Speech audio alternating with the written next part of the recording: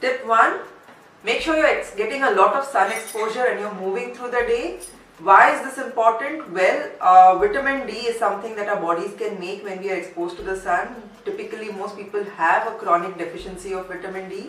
Secondly, when you go out in the sun, there are so many other good effects that sunlight has on your mind and in your body.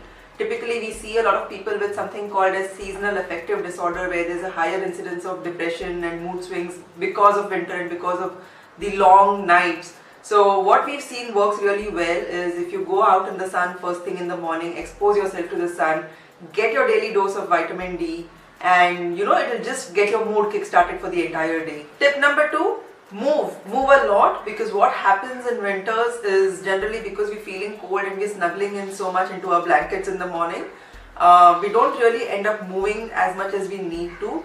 Our bodies have an entire chain of events that happen when you move a lot, when you walk, for example, or when you work out. It gets the lymphatic fluid flowing, it makes sure that the detox pathways are working really well. Again, it helps you with your mood, and it just makes sure that your energy also is being utilized really well. So tip number 2 is move a lot. Tip number 3, winter is when typically our body's need for burning calories goes up, because your body is working very hard to maintain its temperature against the cold that's there outside, especially now that there's a cold wave going across India. So tip number 3 is to eat really calorie dense, rich food that is rich in nutrients. So when I say rich, I'm not just saying sweet desserts.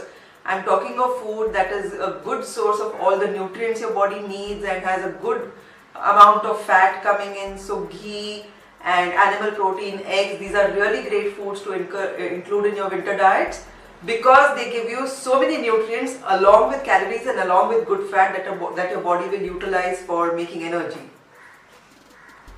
Tip number 4, hydrate yourself.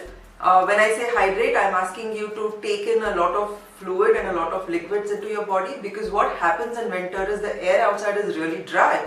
So through our skin, through our breath, we end up losing a lot of moisture, and you don't feel so thirsty in winter, so you might not drink enough water.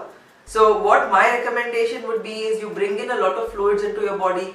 You could have a lot of bone broth, which is super healing. It has a lot of collagen.